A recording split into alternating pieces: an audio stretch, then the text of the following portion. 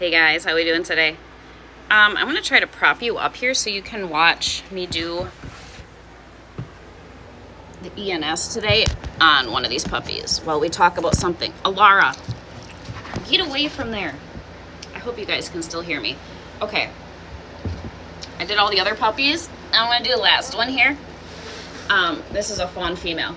But I just thought of something as I was doing this, and I was like, you know what? Let's talk about something that I get, unfortunately, which is people that say by doing this that I'm like ruining the dogs, or watering down their instincts so that they can't go on to work when they're bigger. So I do have an application process with my pups, and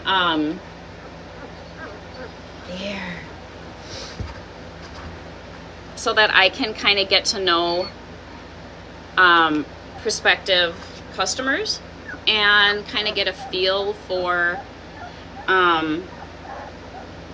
just who they are, and they can see who I am and how the pups are raised up for the first weeks of life before they go on to their forever homes. And I will have people that, they'll say, how are they raised up? And I'm always very honest.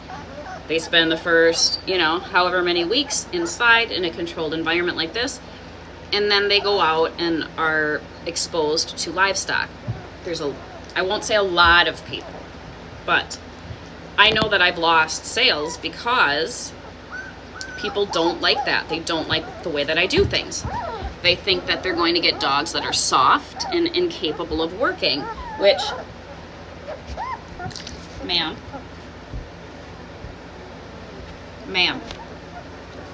which is just not true. Hold on here, let me grab you. Hi. Which is just not true. Hold on. You don't want to see me, you want to see puppies. Which is just not true.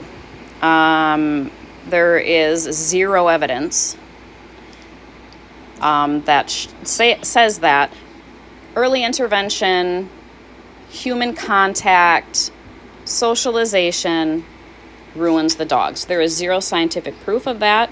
And, I'm not sitting here doing elaborate case studies and all this stuff. All I can do is tell you that in my experience in the years of doing things the way that I do things, that I will stand 10 toes in that this is the best way to raise up any livestock guardian dog, any breed, but especially an Anatolian, who tend to be intense naturally, just by nature. They tend to be a little spicy.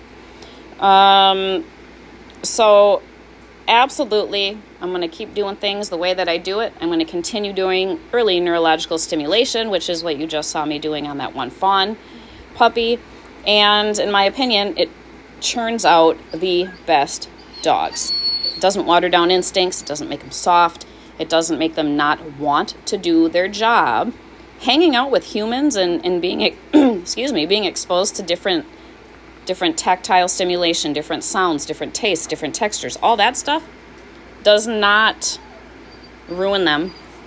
What it does is make very strong and confident dogs, which is exactly what you want out working for you in your pastures and fields. You want a dog that when they're out in life and they're doing their life away from mom, away from brothers and sisters, you want them to be able to go out on their own and be like, you know what? I've been exposed to so many damn things that nothing is going to trip me up. Nothing's going to shake me to my core. I can do all this stuff because I have an excellent foundation built underneath me. And that's exactly why I do what I do. It's exactly why and how I do the things that I do. And that is a hill that I will kill on and stand behind. Also, this girl was raised up the same way. And this is now what I have in a mother dog. Okay. I have a dog that whelped.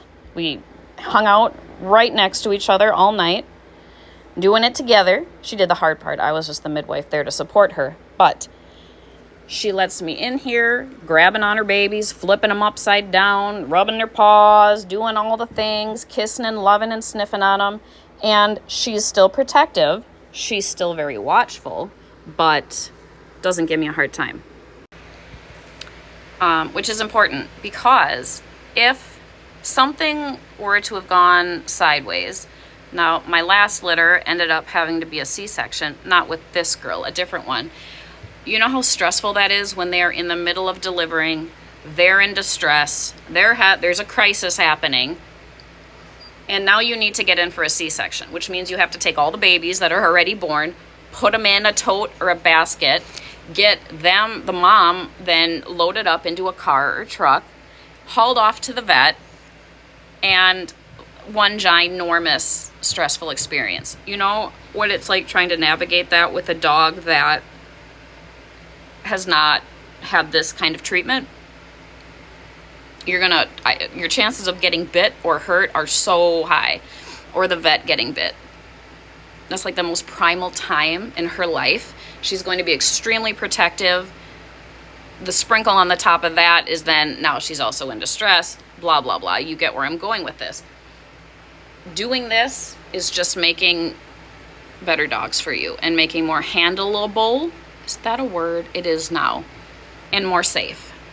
So I will continue to do things this way, and I can guarantee and promise you that you'll get a really well-rounded dog this way. And I'll never do it any other way. So thanks for listening to my TED Talk.